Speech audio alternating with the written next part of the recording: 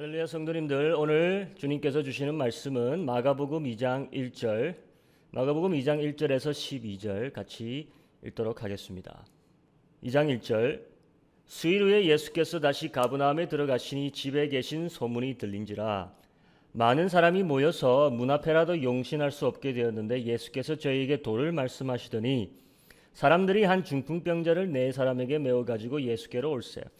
무리를 인하여 예수께 데려갈 수 없으므로 그 계신 곳에 지붕을 뜯어 구멍을 내고 중풍병자의 눈상을 달아내리니 예수께서 저희의 믿음을 보시고 중풍병자에게 이르시되 소자야 내 죄사함을 받았느니라 하시니 어떤 서기관들이 거기에 앉아서 마음에 의논하기를 이 사람이 어찌 이렇게 말하는가 참남하도다. 오직 하나님 한 분 외에는 누가 능히 죄를 사하겠느냐.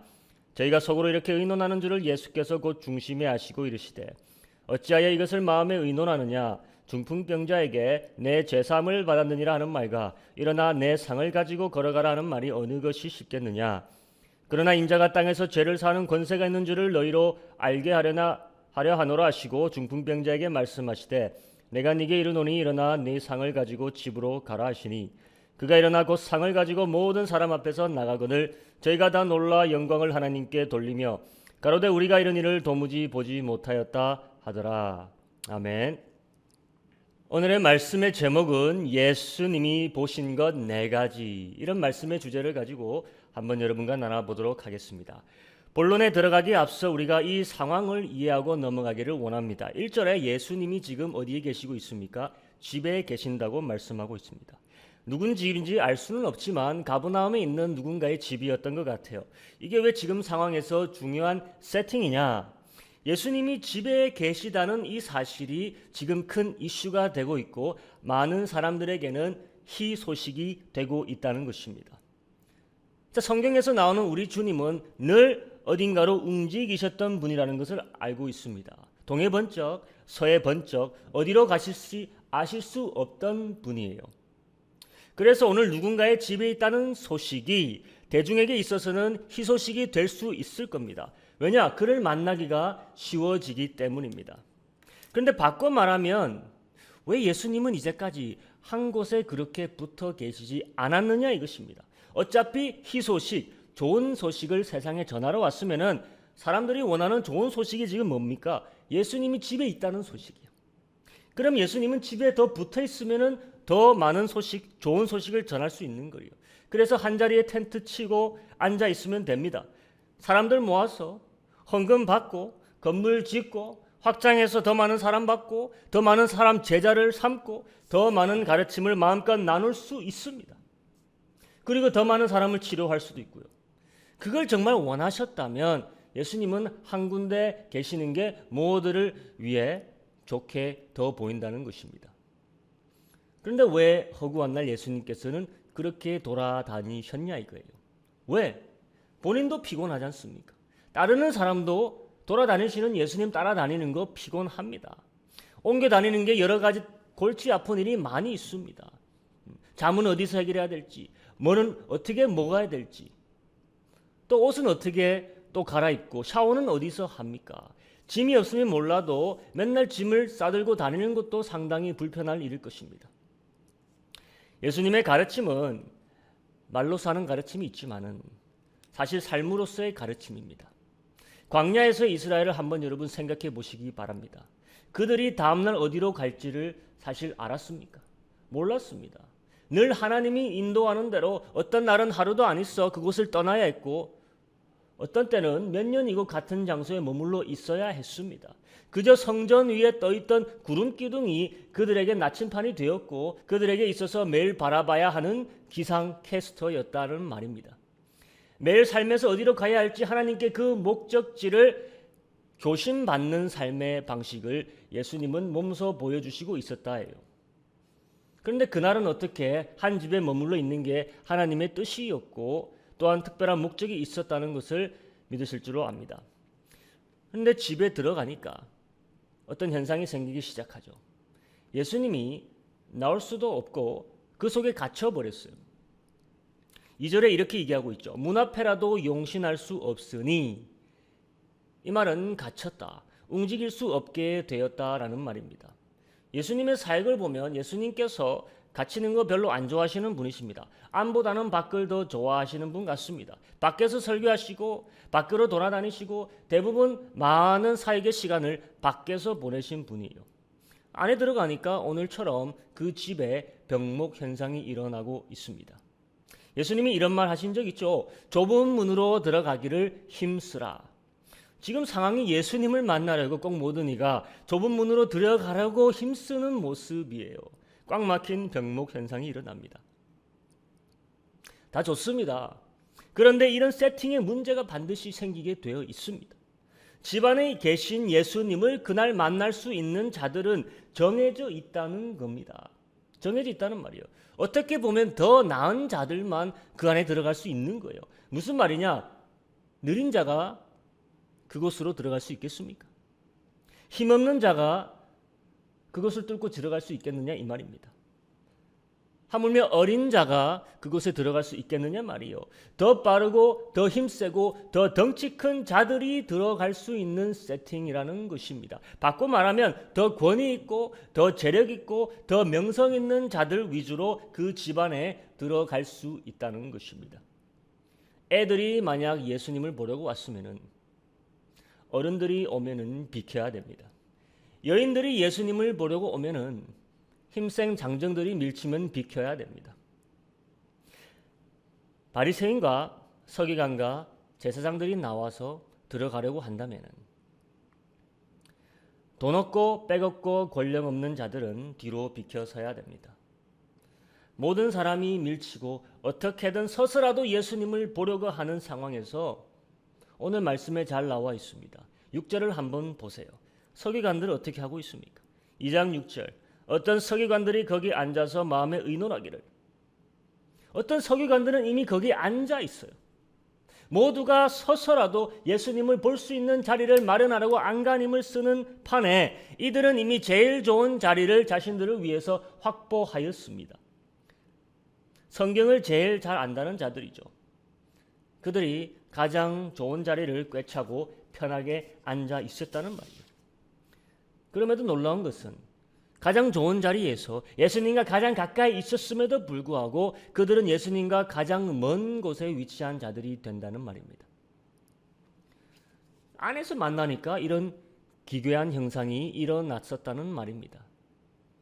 예수님을 봐야 할 사람들이 정작 예수님을 보지 못하고 예수님을 평가하고 시험할 자들이 좋은 자리는 다 차지하면서 예수님을 거부하는 이상한 현상, 기괴한 현상이 일어나는 거예요. 역사적으로 볼 때 가장 좋은 예가 바로 이스라엘 자체입니다.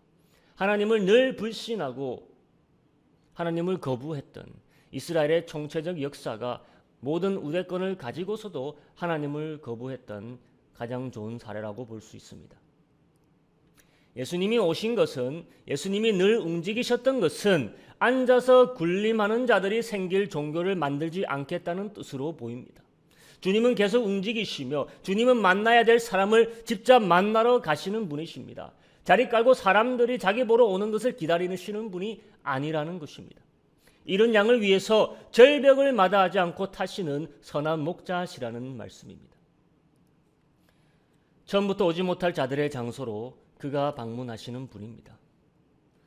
또 한편으로는 움직이시는 예수는 진정으로 따라갈 자들만 양성하게 될 수밖에 없습니다. 끈기와 집념과 간절함이 있는 자들 위주로 예수님 곁에 남게 된다는 것입니다. 오늘의 이야기는 뭐냐? 그 좁은 문으로 들어갈 상상조차 할 수 없었던 상황에 있던 자들이 예수님을 어떻게 만나고 있는 상황을 보여주고 있다는 것입니다. 꽉 막혀 있는 상황에서도 길은 늘 있다는 것입니다. 나보다 먼저 와서 나보다 유능한 자들이 막아놓은 그 자리를 여전히 신자는 뚫고 들어갈 길이 있다는 것을 보여주고자 한다는 것입니다. 많은 이들이 예수님을 그날 만나러 왔습니다. 하지만 정작 예수님을 만나고 간 사람은 따로 있었다는 말이에요. 오늘 누가 예수님을 만납니까? 중풍병자라고 성경은 말합니다. 여러분, 중풍병자의 특징이 뭡니까? 움직일 수가 없어요. 말도 못하고 일어나지도 못하고 사지를 쓸 수가 없는 자입니다. 움직일 수 있는 자들 중에서도 최상위 사람들만이 예수님을 보고 있는 이 상황에서 움직임의 모든 제약이 걸린 사람이 이 불가능을 뚫고 예수가 계신 곳까지 갔다라는 것이에요. 사지 멀쩡한 자들도 그 문으로 들어가지 못하는데 침상에 누워 움직일 수 없는 자가 예수를 오늘 과연 만날 수 있냐 이 말입니다. 성경은 yes, 그럴 수 있다 라고 말하고 있습니다. 이 중풍병자는 움직이지는 못했지만 우리가 갈 수 있는 것보다 더 멀리 더 깊숙이 예수께 가는데 성공한 자였다는 말입니다. 왜냐 이거예요.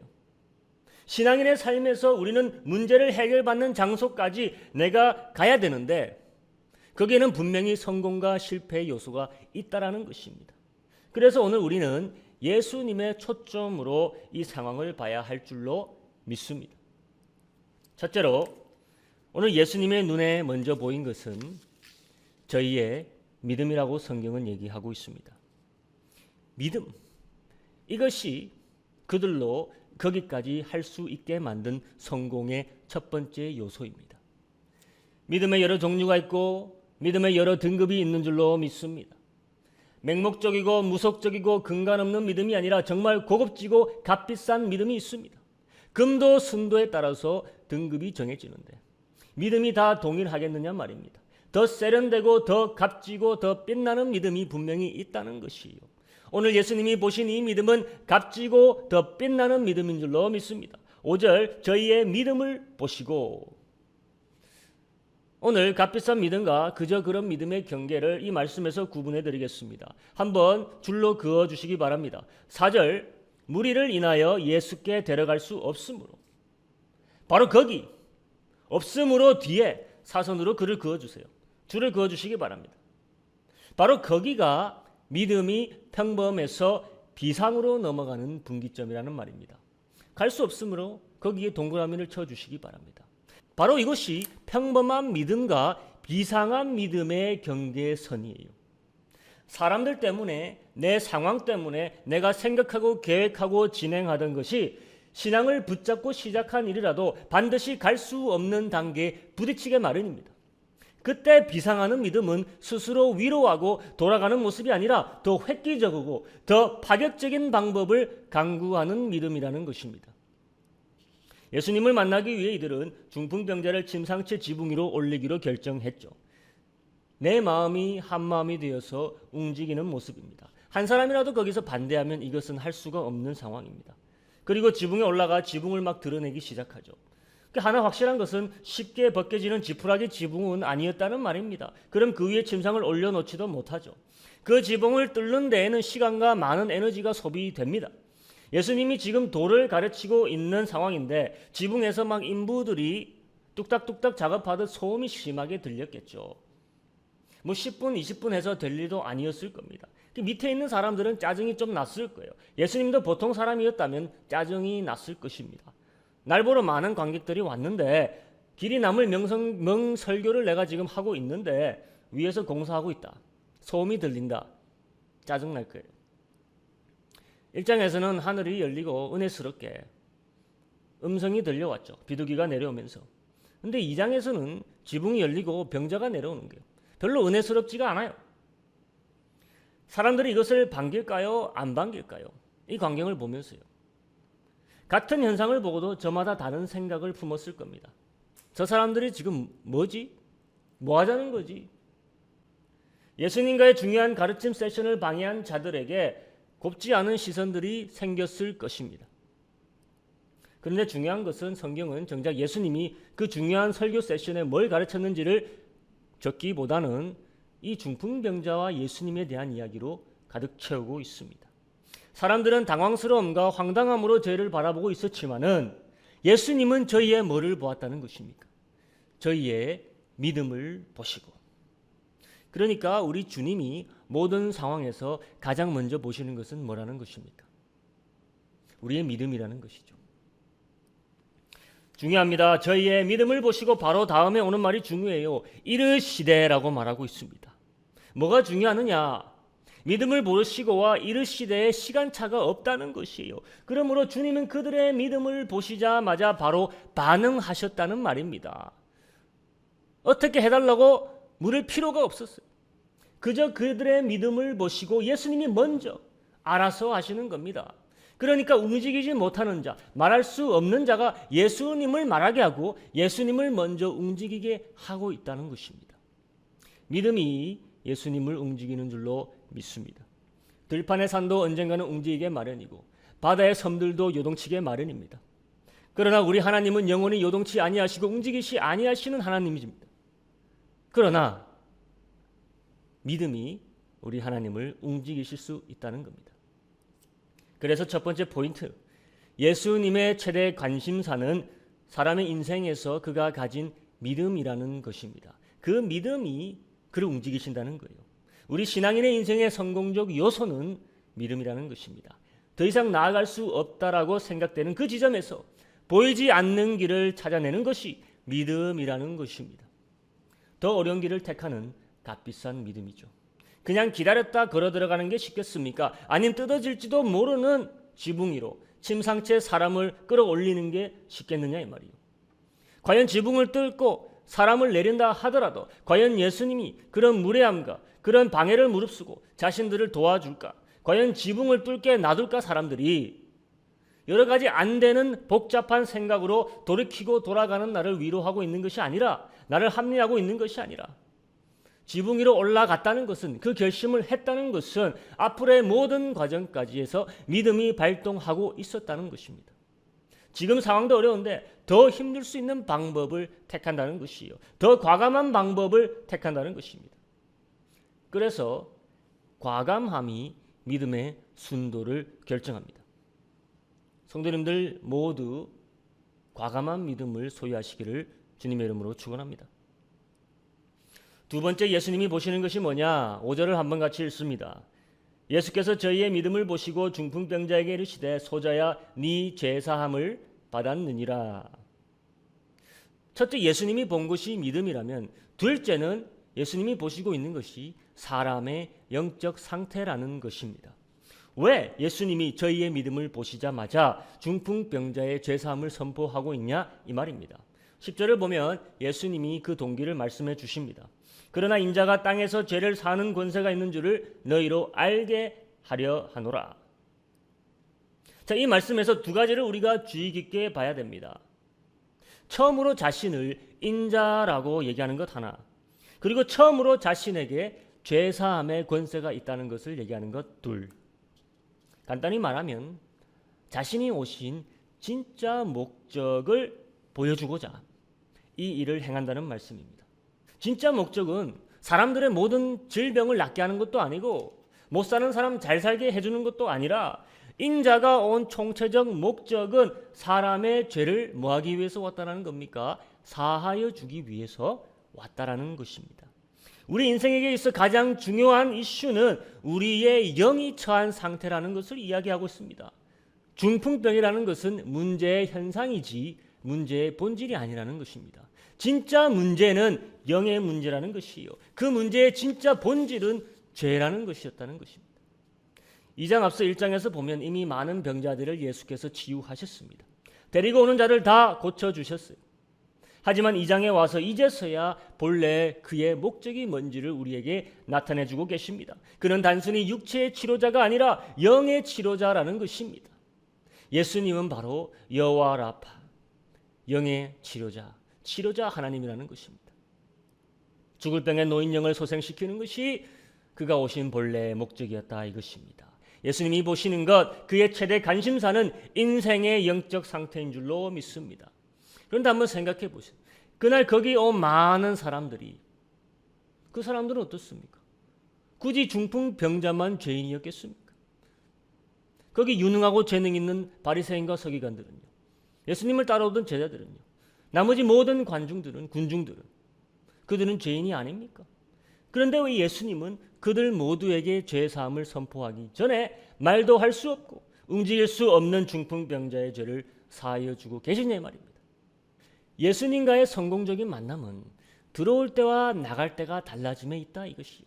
들어올 때는 내가 죄인으로 들어왔어도 나갈 때는 의인으로 나가야지 성공한다는 것입니다. 그리고 누가 죄인을 의인으로 만들 능력이 있겠습니까?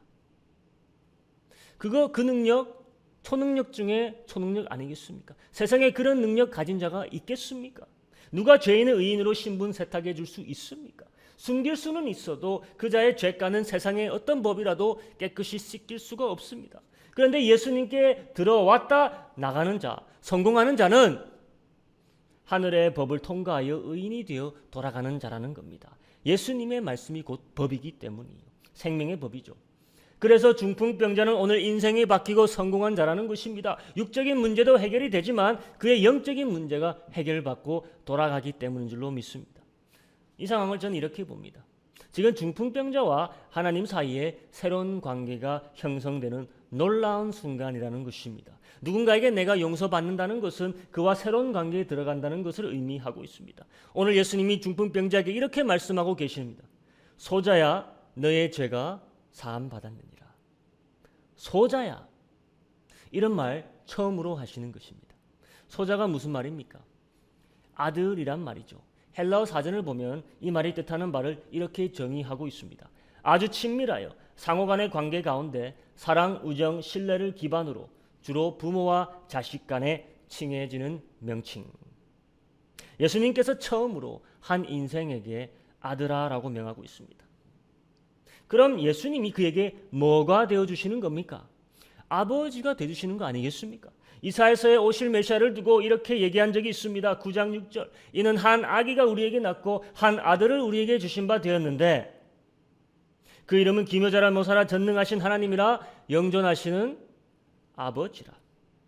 죄인에게 있어 아버지의 역할을 해주시는 분이 바로 아들이란 말입니다. 그의 죄를 사해 주십니다. 아버지로서 아들을 사해 주시는 마음으로 사해 주십니다. 하나님과의 새로운 관계, 사랑과 우정과 신뢰를 기반으로 상호작용하는 친밀한 관계. 예수님은 이 일 하시려고 하나님께 보내신 받은 아들입니다. 오늘 예수님을 인자라고 칭했습니다. 스스로를 칭하고 있는 거예요. 인자가 무슨 말입니까? 사람의 아들이란 말이에요. 1장에서 하늘에서 들려온 아버지의 음성이 있었습니다. 이런 나의 사랑하는 아들이다. 사랑받을 수 없는 죄인을 사랑하여 죄에서 사하여 주시기 위해 보냄받은 하나님의 아들이 사람의 아들이 되어 오셨다는 겁니다. 왜? 또 다른 아들들을 만들기 위해서입니다. 그 일 하라고 권세받고 오신 이가 예수님이라는 것입니다. 그럼 성공하는 신앙인은 늘 그 관계 안에 머물러 있는 신앙인입니다.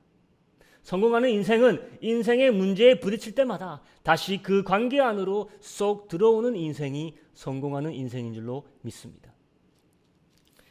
이제 예수님이 보시는 것 세 번째를 논하기 원합니다. 이 모든 과정을 보던 서기관들과 바리새인들이 이렇게 생각합니다. 6절에서 7절 같이 봅니다. 어떤 서기관들이 거기 앉아서 마음에 의논하기를 이 사람이 어찌 이렇게 말하는가 참남하도다. 오직 하나님 한 분 외에는 누가 능히 죄를 사하겠느냐. 서기관들이 보는 것은 지금 지붕을 뚫고 내려온 저들의 믿음도 아니고 죄인의 영적인 상태도 아니라 자신들이 생각하고 있는 논리와 예수님이 하신 말씀의 충돌입니다. 한편에서는 자유한 관계가 지금 성립됐는데 죄인과 하나님이죠. 또 다른 한편에서는 죄를 사하러 내려오신 하나님과 긴장 관계가 성립이 되고 있습니다. 오직 하나님 한 분 외에는 누가 죄를 사하겠느냐. 전 이 질문 자체가 나쁜 게 아니라고 봅니다. 옳은 질문이죠. 논리에 어긋나지 않는 질문이에요. 평생 살면서 누가 내가 너 죄를 사하여 주노라 들어본 적도 없고 가능하리라 생각해 본 적도 없는 사람들이에요. 누가 감히 사람의 죄를 사하여 줄 수 있겠습니까? 누가 그렇게 하겠습니까? 성경 전문가로서 그런 질문한 것이 잘못된 것이 아니라 잘하는 것이에요. 검증을 해봐야 되니까. 벌써 마가복음 2장에 예수님의 행적과 말씀이 사람들의 논리를 불편케 하면서 우리로 중요한 결정을 하도록 강요하는 것을 알 수가 있습니다. 예수님은 진정한 신성 모독자이든지 예수님은 죄를 사할 수 있는 진정한 하나님이시든지 둘 중에 하나라는 것입니다. 반드시 결정을 해봐야 되는 문제라는 것입니다. 모든 증거와 모든 팩트는 보여줄 테니 판단은 너희가 속히 하여라. 세상 사람들은 이 질문을 회피하기를 원하죠. 이런 질문을 강요받지 않기를 원합니다. 불편해지니까. 예수를 훌륭한 사상가나 훌륭한 위인으로서 나누기를 원합니다. 하지만 이 질문에 그런 도피처는 존재하지 않습니다. 예수님은 하나님을 빙자한 참 신성 모독자이든지 아니면 정말 하나님의 권세를 가지고 오신 하나님이든지 둘 중에 하나예요. 유대인은 역사적으로 전자를 택하죠. 예수를 참 신성 모독자라고 여깁니다. 그래서 유대인들은 오늘날까지도 예수를 혐오하죠. 그럴 수밖에 없는 것이 정직한 선택이요. 예수님이 이런 그들의 고민을 결정할 수 있도록 도와주시고자 말씀하십니다. 8절에서 9절. 저희가 속으로 이렇게 의논하는 줄을 예수께서 곧 중심에 아시고 이르시되 어찌하여 이것을 마음에 의논하느냐. 중풍병자에게 내 죄사함을 받았느니라 하는 말과 일어나 내 상을 가지고 걸어가라 하는 말이 어느 것이 쉽겠느냐. 자, 예수님이 보시는 것 세 번째, 그것은 사람의 중심이라는 것입니다. 여기서 중심은 사람의 마음의 생각의 영역입니다. 이것은 믿음의 영역과 틀립니다. 영적인 상태의 영역도 아닙니다. 이것은 나의 논리와 이성의 영역이죠. 여기에서 예수를 믿느냐 마느냐의 걸림돌이 생기고 있는 것입니다. 이들에게 예수님이 논리와 이성을 버리고 나를 믿으라 하지 않습니다. 예수님이 제시하는 것은 더 나은 논리예요. 더 정확한 판단입니다. 그들이 만약 더 이성적이고 더 논리적이고 더 합당한 판단을 한다면, 더 정확한 판단을 한다면 예수를 만날 수 있음을 우리는 알아야 합니다. 주님은 그들의 편협된 논리가 예수를 만날 수 있는 논리로 전환될 수 있도록 그들이 스스로 답할 수 있도록 질문을 던져주시는 것이에요. 그게 9절입니다. 중풍병자에게 내 죄 사함을 받았느니라 하는 말과 일어나 내 상을 가지고 걸어가라 하는 말이 어느 것이 쉽겠느냐. 아주 어렸을 때 처음으로 이 구절을 봤을 때 이 질문에 답을 하려고 아둥바둥 치던 기억이 납니다. 도저히 답을 모르겠는 거예요. 또 설교하시는 분들마다 조금씩 다 틀린 것 같습니다. 중풍병자에게 네 죄 사함을 받았다는 말과 네 상을 가지고 들고 일어나 걸어가라는 말, 도대체 어떤 말이 더 쉽겠습니까? 그것은 누가 이 말을 하는 입장인지, 그 말에 대한 책임을 누가 더 크게 져야 되는지에 따라서 다릅니다. 병자에게 죄 사함을 받았다 선포하는 것이랑 병자에게 네 침상을 들고 일어나 걸어가라 하는 말이나 더 많은 책임을 지게 되는 사람의 말이 전자냐 후자냐 이 말입니다. 내게 가시적인 책임이 전가되는 선포가 우선 뭐냐 이거예요. 여러분, 제사함의 선포는 오늘도 여러 군데에서 아주 많은 곳에서 선포되고 있을 겁니다. 뭐 고해성사하는 자리든 타 종교에서든 늘 제사함은 선포가 되고 있습니다. 그런데 중풍병자 보고 일어나서 내 침상을 가지고 가라 하는 말은 온 세계를 통틀어 봐도 1년에 한 번, 아니 10년에 한 번 있을까 말까 하는 말일 것입니다. 일어나 가라고 했는데 안 되면 그 사람이 어떻게 되겠습니까? 얼마나 곤란해지겠습니까? 공개 망신에다 기만죄에다 매장당할 수 있죠. 그래서 나에게 죄 사함 받았다라고 선포해주는 말이 보이지 않는 것에 대해서 된 것처럼 이야기하는 것이 훨씬 더 쉽다는 것입니다. 왜? 내가 당장 책임질 게 없어 보이기 때문인 줄로 믿습니다. 하지만 그건 사람의 생각이고, 만약에 죄가 사해졌다 했는데 그 사람 죄가 전혀 사해지지 않았고 사해지지 않은 상태에서 그 사람 살다 죽어버리면 그 사람의 삶은, 그 사람의 죽음은 누가 책임져야 됩니까? 어차피 일어나지 못할 중풍병자는 일어나면 감사한 거고 일어나지 못하면 그저 그렇게 사는 거고, 그러나 죄인의 죄를 해결하지 못했으면서 해결한 것처럼 착각 속에 살게 되면 그 사람도 죽게 되고 그 말을 해준 그 사람도 죽어야 마땅합니다. 당연히 더 어려워야 되는 것이, 더 많은 책임을 져야 되는 것이 죄를 사한다는 선포예요. 그러나 현실에서는 그 반대라는 것입니다. 예수님이 정답을 말씀해 주십니다. 두 말 중 어떤 게 더 어려운 것인지 10절을 한번 봅니다. 그러나 인자가 땅에서 죄를 사는 권세가 있는 줄을 너희로 알게 하려 하노라 하시고 중풍병자에게 말씀하시되, 죄를 사하여 준다는 이 말이 훨씬 더 어려운 것이고 더 어려워야 되는 말이지만 나는 너희들에게 말해주겠다 이 말입니다. 왜? 그래야지 너희들이 내가 죄를 사하는 그 어려운 권세가 있는 줄로 알게 할 거 아니냐 이 말이에요. 사람의 논리랑 반대이죠. 사람은 중풍병자가 일어나 걸어나가라 하는 것이 어려운 것 같은데 진리는 죄인이 죄사함 받는 것이 더 어렵다는 말입니다. 그게 쉬웠으면은 과연 예수님이 오셨겠습니까? 병은 과학이 발달하고 의학이 발달하면 못 고치던 병도 해결받을 수 있습니다. 하지만 죄인을 고칠 의술은 아직 개발될 수도 없는 것입니다. 그 일을 누가 오직 할 수 있다라는 것입니까? 하늘에서 내려온 인자가 할 수 있다라는 말입니다.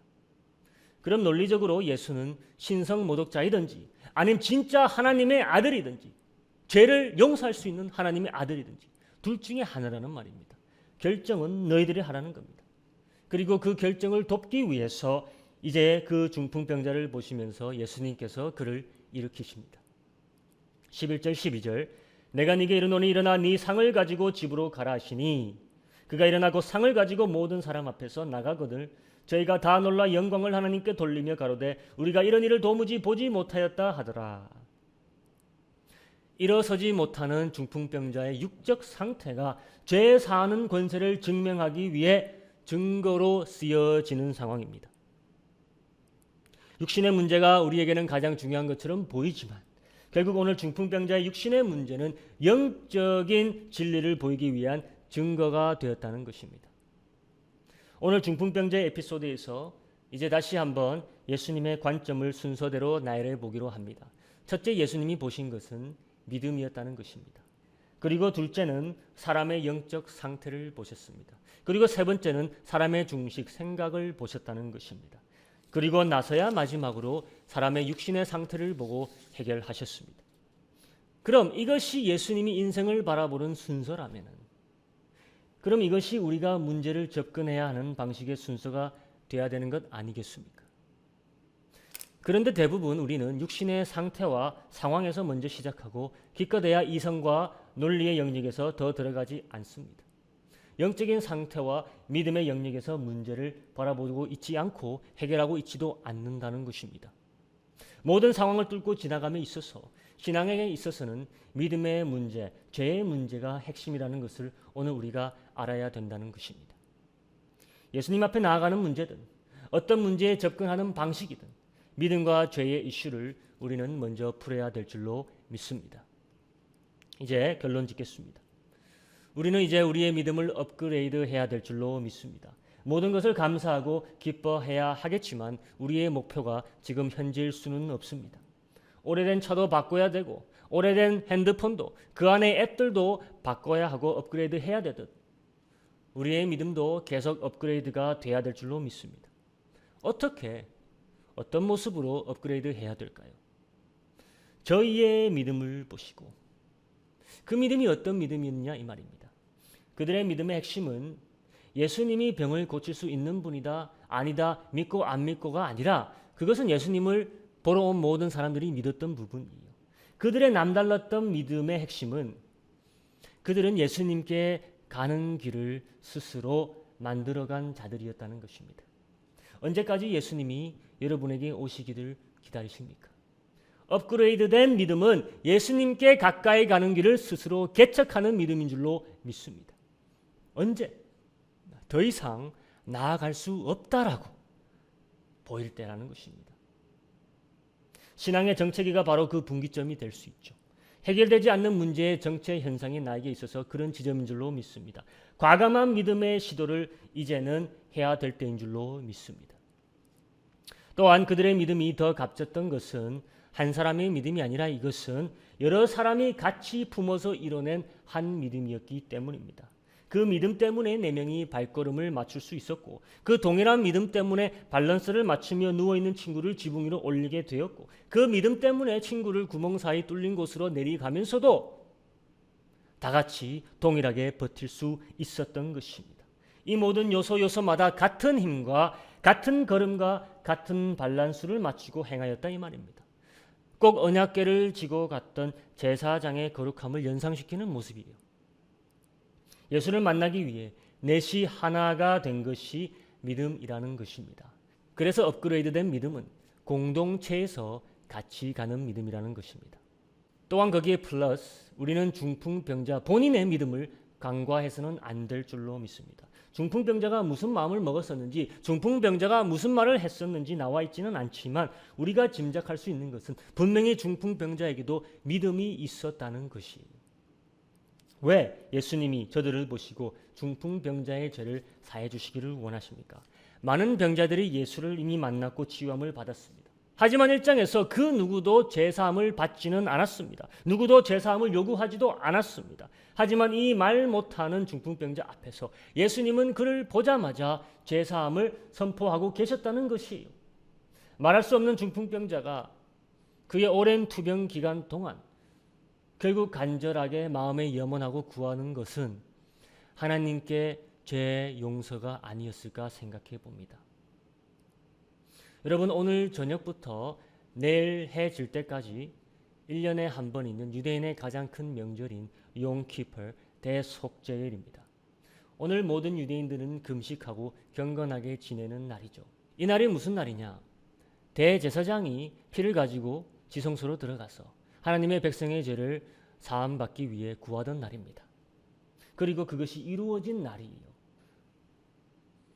우리는 1년에 한 번이 아니라 내 죄의 문제를 가지고 늘 하나님께 가는 용서받는 인생이 되어야 될 줄로 믿습니다. 그것이 성공하는 인생이 아닐까 생각해 봅니다.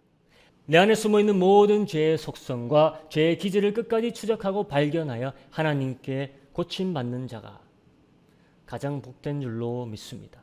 그래서 늘 하나님 앞에 죄의 문제로 나아갈 수 있는 자가 업그레이드된 믿음을 소유하는 자로 믿습니다. 이 시간 우리 같이 기도하기를 원합니다.